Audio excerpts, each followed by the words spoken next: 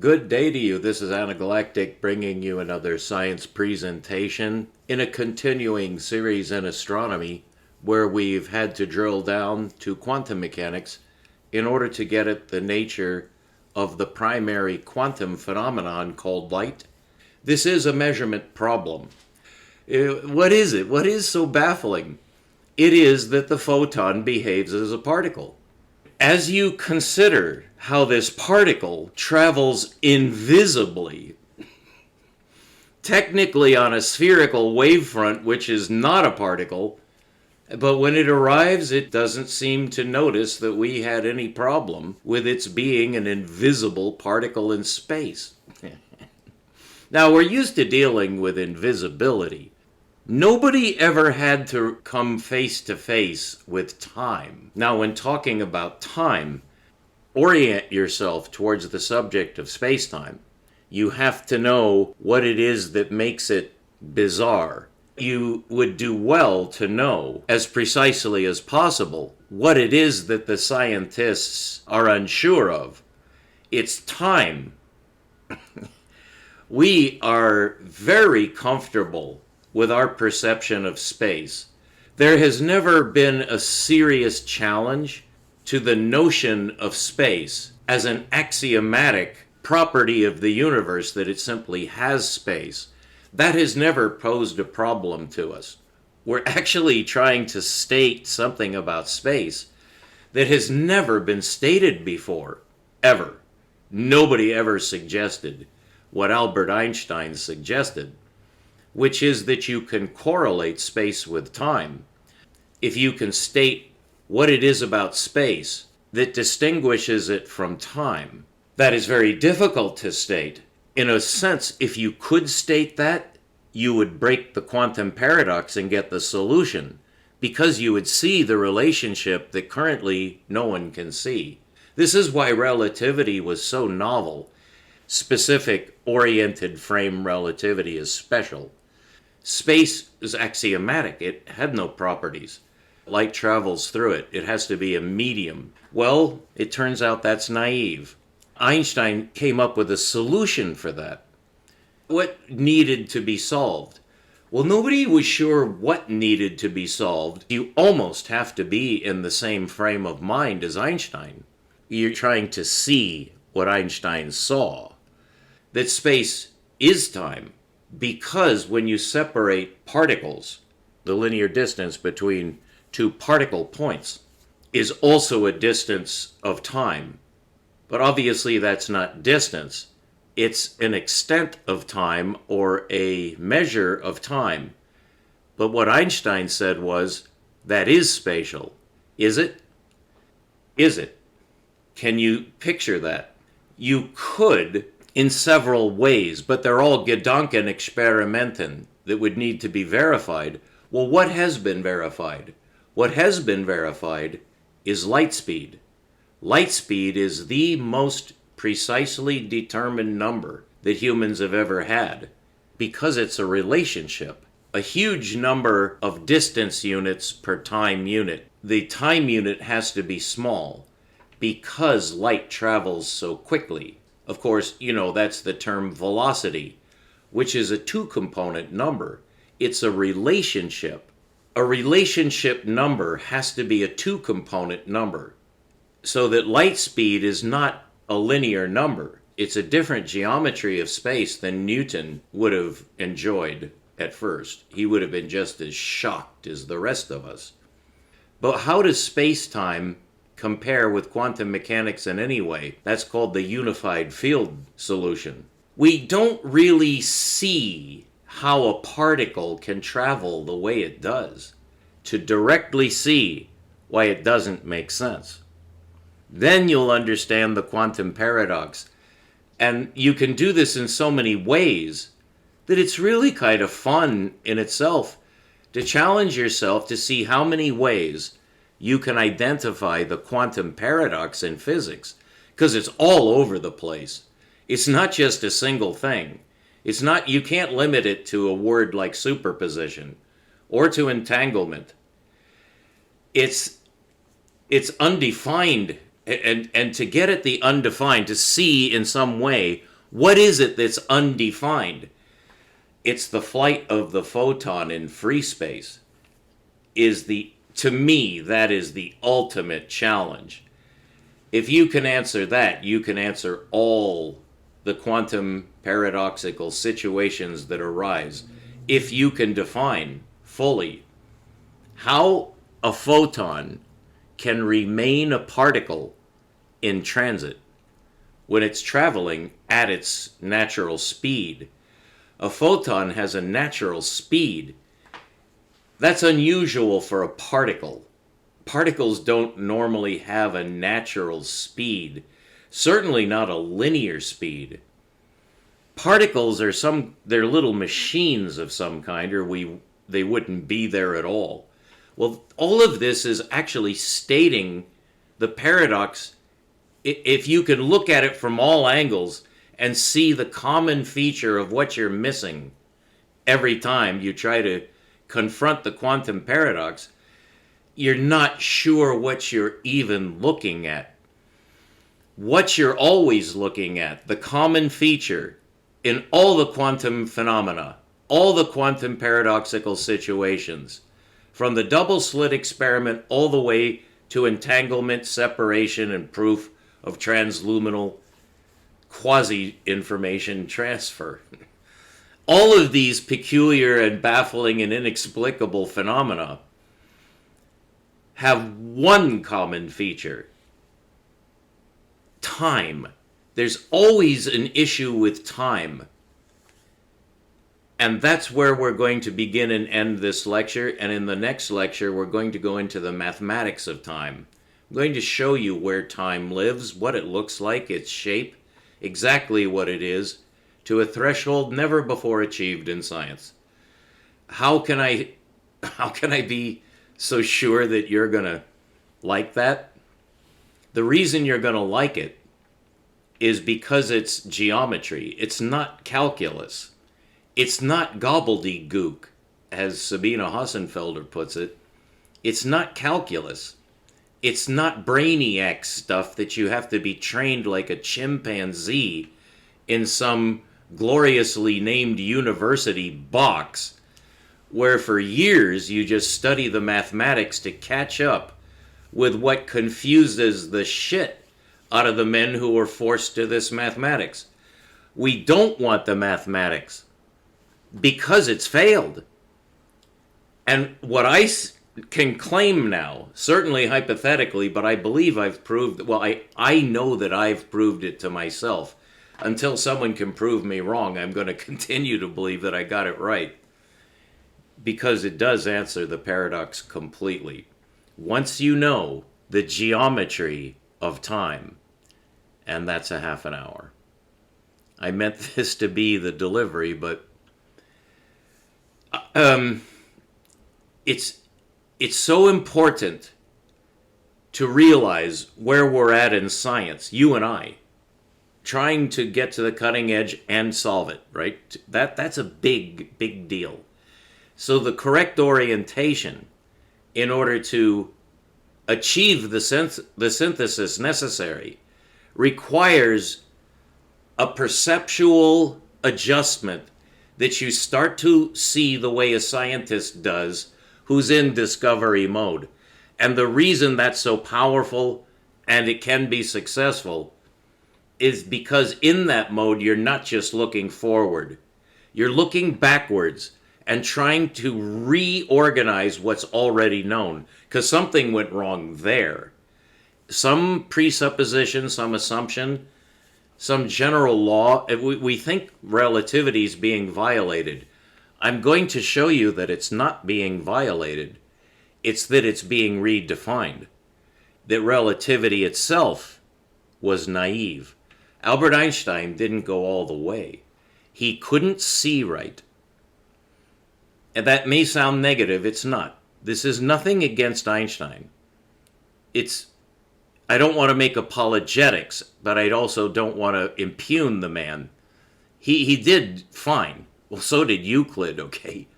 Everyone's doing fine to the limit, and we've all hit the same wall.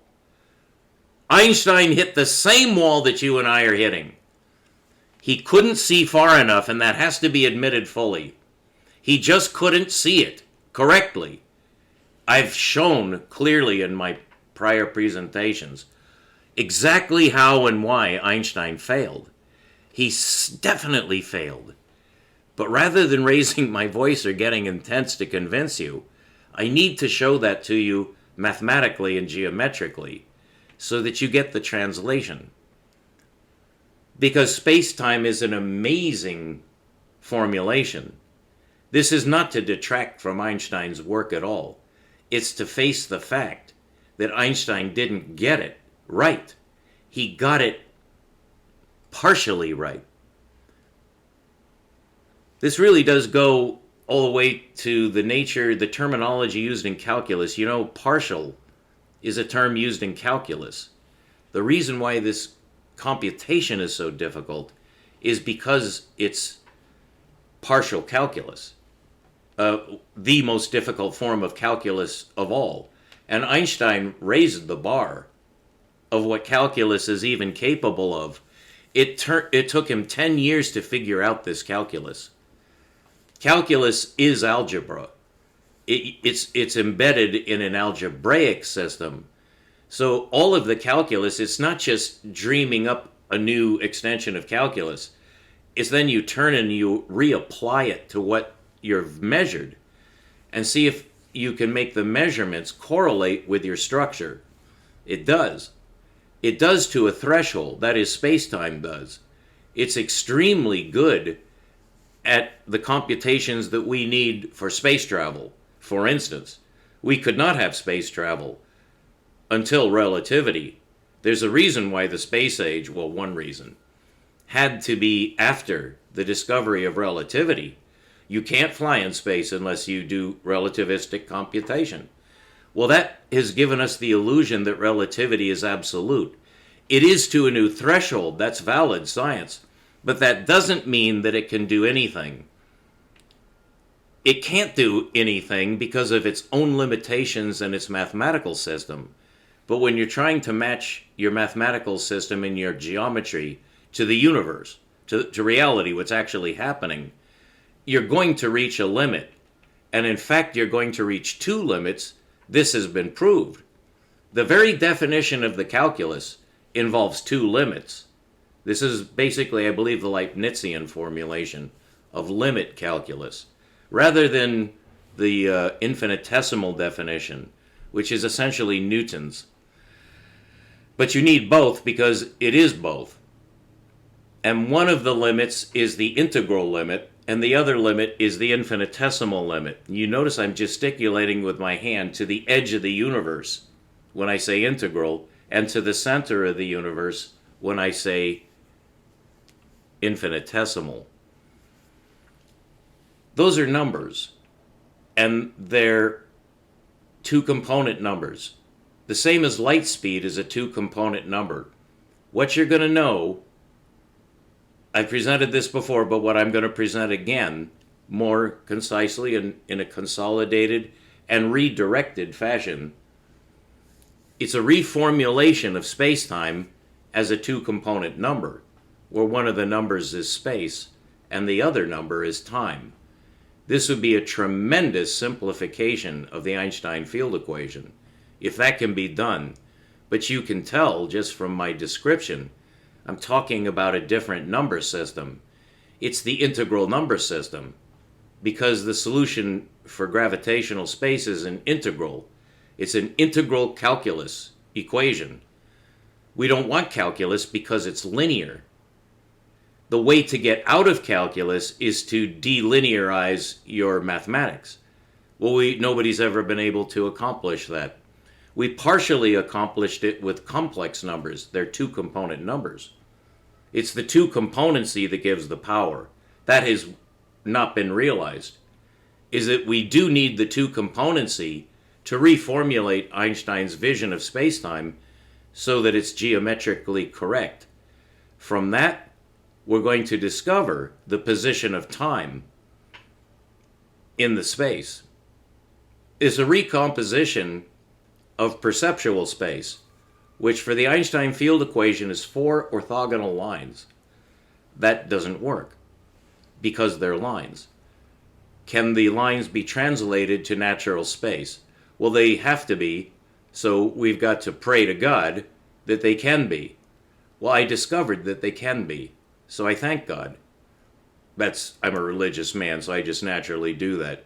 We're not going to join in prayer right now because my religion is private. I believe religion needs to be kept to yourself. In science it should be, but I'm just telling you as a human, we're kind of getting this from the beyond.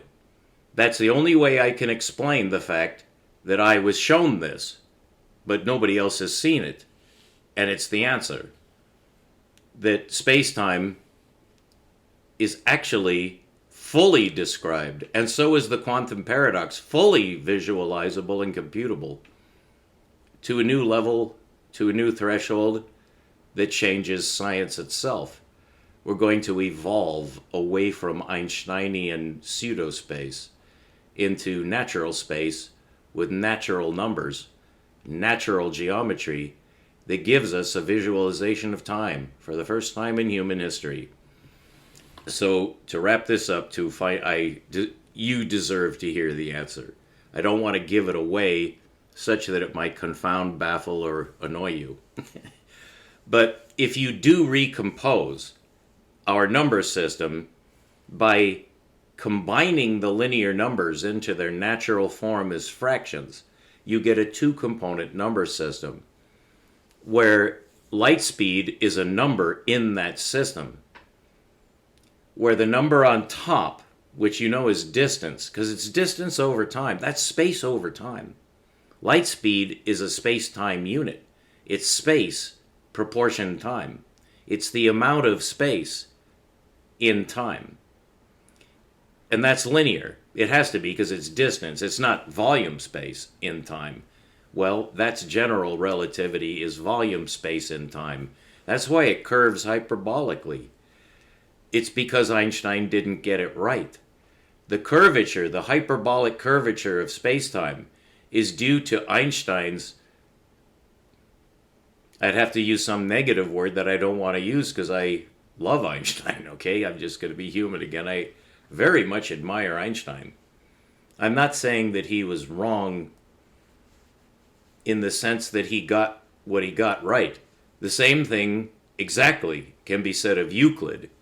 This does not destroy Einstein's work. It does not destroy Euclid's work. But we've had to re-examine Einstein. And we've actually just recently, over the past week, gone back and re-examined Euclid.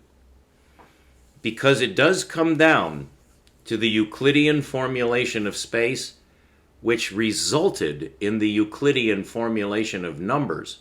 We take that for granted, that the number system we use is original. You could say that because it's so basic. The number system we use, it works, okay? Our linear number system, there's nothing wrong with it. Well, is that strictly true? No, it's not strictly true. There is something wrong with our number system, but it's relative. It works for what we use it for, but we do need calculus to make it work at the limits. The infinitesimal limit and the integral limit require a special tool in linear algebra to transform straightness to curvature or vice versa. That's what the calculus is for. I've discovered that what the calculus is for can be stated very accurately to advantage. That the reason we have calculus is because we have two number systems and we've only used one. So we're using calculus instead of changing to the new number system. So this is revolutionary in some sense. It would have to be to get the right answer. This is the right answer. So the answer to the question of where is time, it's the bottom number of light speed. It's the time component in light speed. Time is explained by light speed. light speed, gives us the definition of time. Can we translate that to geometry? Yes, I have. I've translated that to geometry. So now you can see into the quantum paradox, and now you can see into space-time. Einstein could not. He simply couldn't. He saw a way around the block. He saw a way to linearize time. That's his mistake, was to linearize time. Time is not linear, and it cannot be linearized. And if you do linearize it, you get the quantum paradox. And again, if you do linearize time, this quantizes time. When you linearize time to make it orthogonal with space, you've made it a quantum phenomenon. It's not. It's neither quantum nor is it particulate. There's no such thing as a separate event.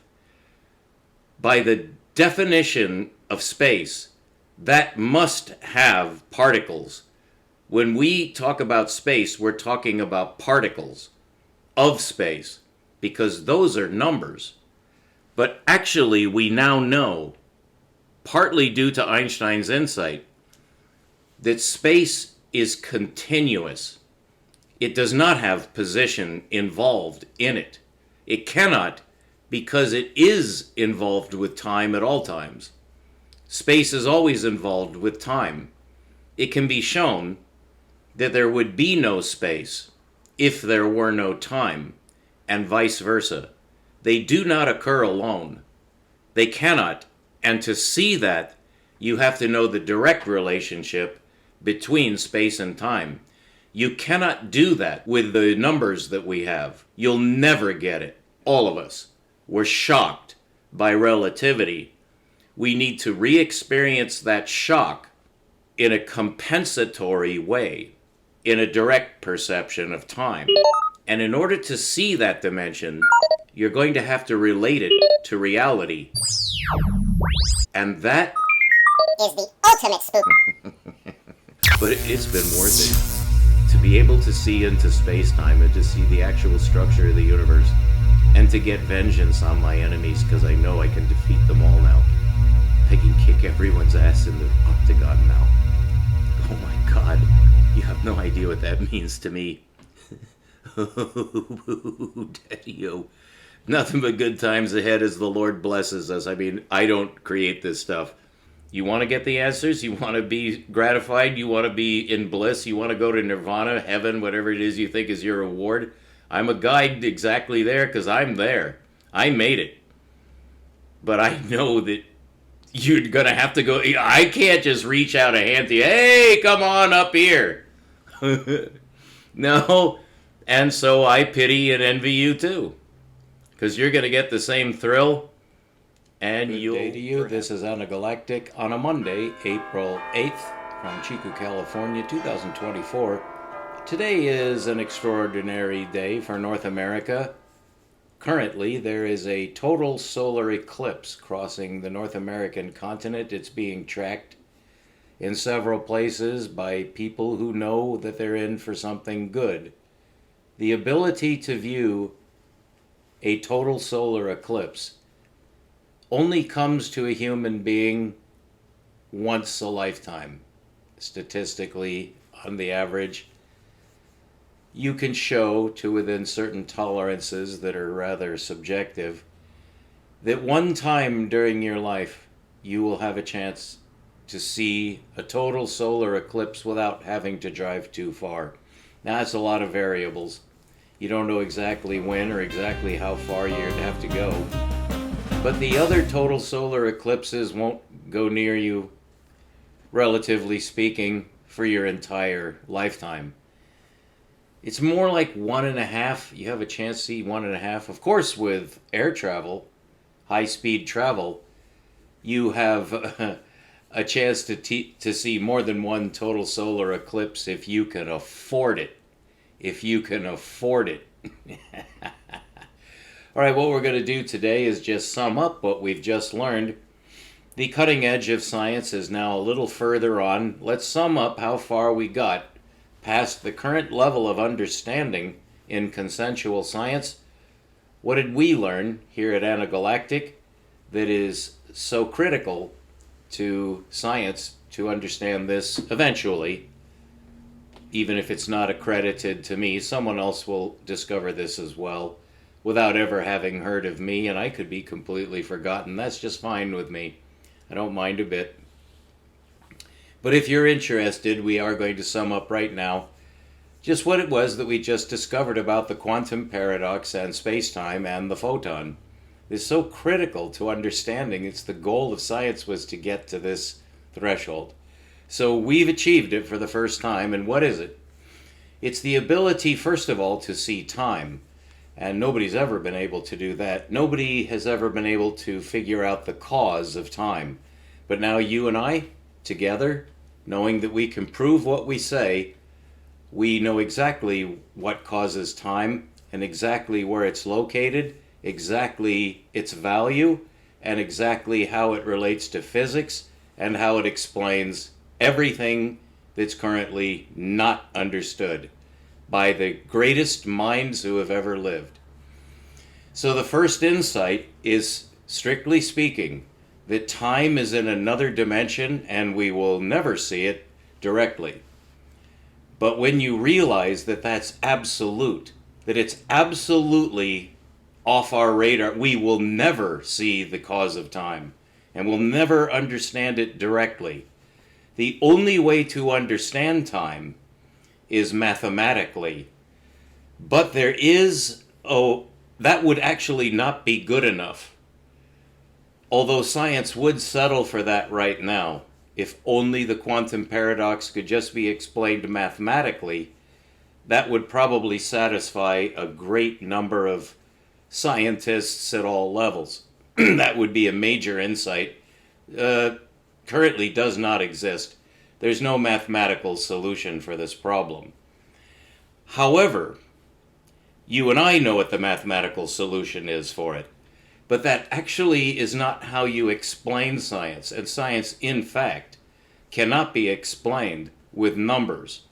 So we're not going to go down that ridiculous road that is currently pursued at the highest level and at all levels, that mathematics is the way to approach the universe. Well, that's why science has failed. It's because that's not how you approach the universe. And you would think that full-grown, reputable scientists would have realized that. No. There's too much incentive to not notice that you have to see geometrically. And so the location of time is perpendicular to the line of flight of the photon.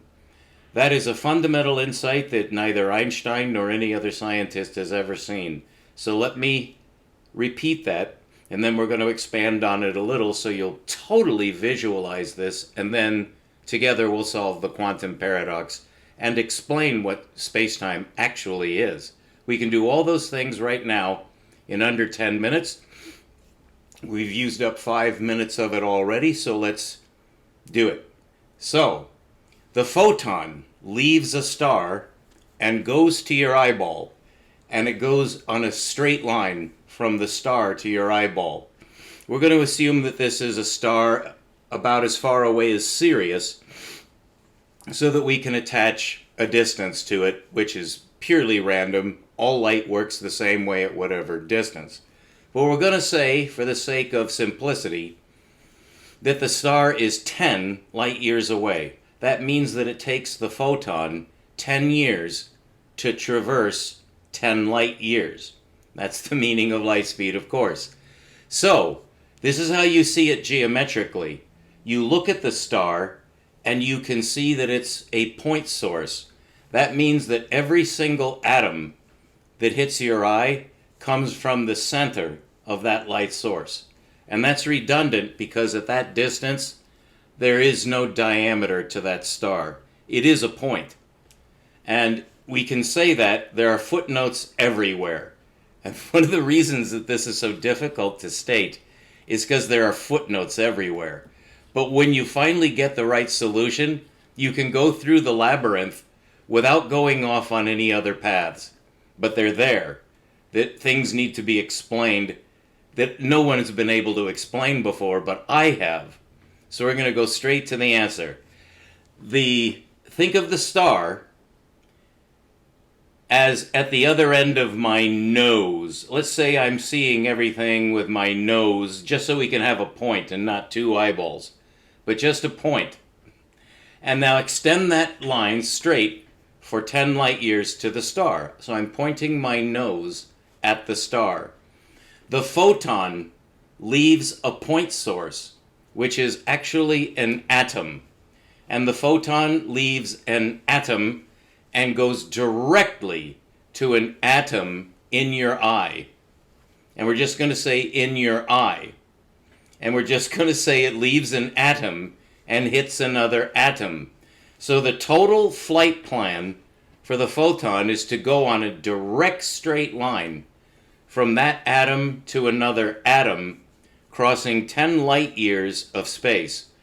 That is correctly stated, but already you see that's a very difficult thing to swallow. Because how in the world did that photon know to go that straight? If it missed by any amount, it would not hit your eye. And that means that that flight, as we've described it, is 100% impossible. It's not a probability of any degree.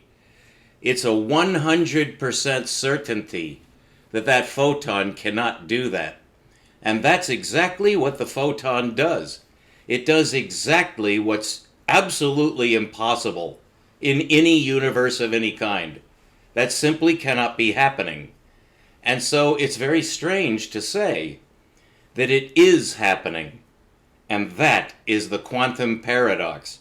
And to explain it, you need to see into the perpendicular dimension. So far we have the straight line of the photon. By the way, every statement that I make from here on in is absolutely true. Absolutely true. That photon goes on the most perfect line, and I could say more, but it's the most perfect line that's ever been measured. And it's impossible that it can exist. So we accept that. It doesn't exist. So we're seeing a complete and total illusion. No, the secret is that we're seeing two illusions. We're seeing two illusions. The photon is not traveling on a straight line because it's impossible to do so. And therefore, there's only one other path that it can take. And this is what I discovered. That photon is not going in a straight line to your eye because that is logically absurd.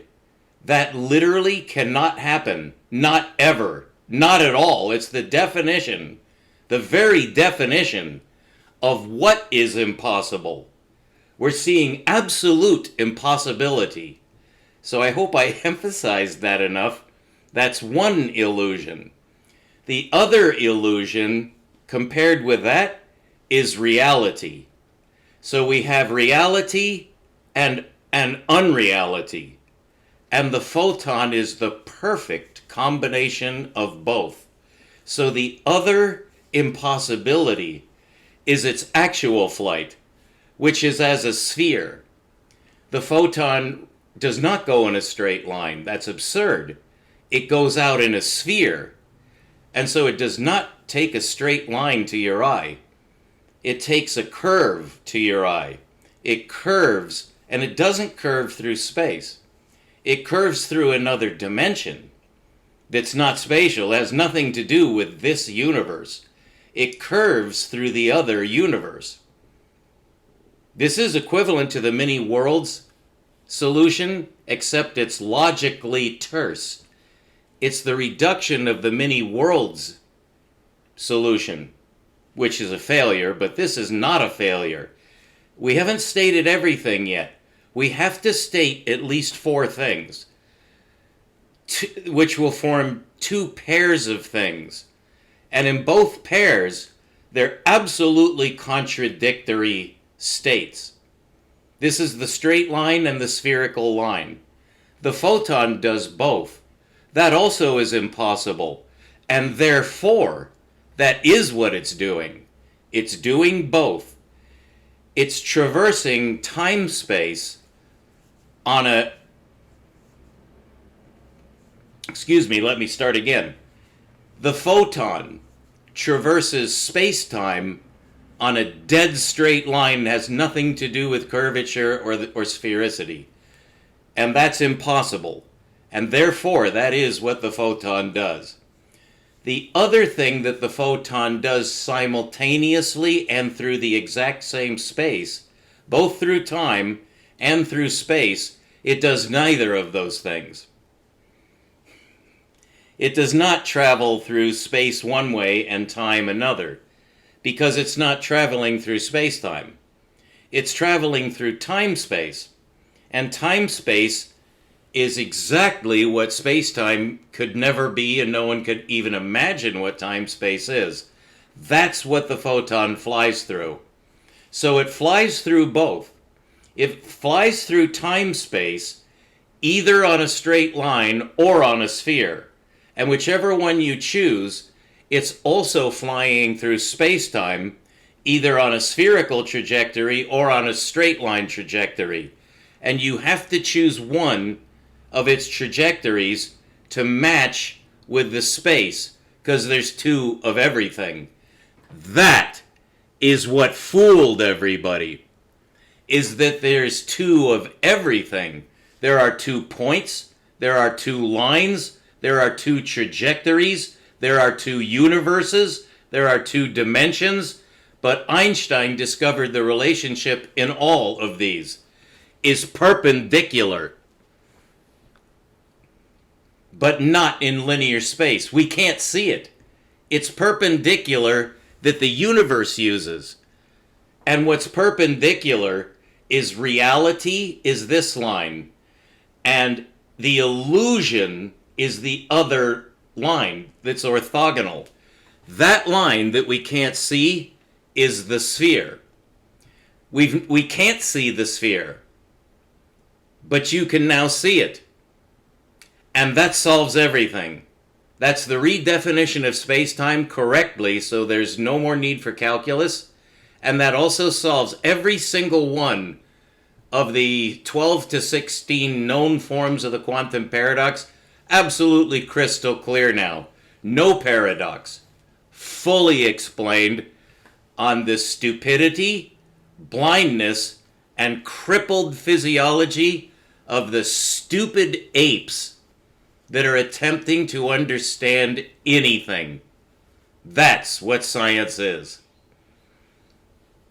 It's the execution of evolution to get us out of the mud state. If you get this, you'll change levels as a being, so that this will affect the outcome of your life. If you can visualize this, you advance. Otherwise, you can go back to watching YouTube. And I don't care which one you choose. I hope you enjoyed that. We'll be right back. This is Anagalactic with the secret of the universe, physics, mathematics, and reality. Everything. That's the only right answer. You just learned it. We'll be right back.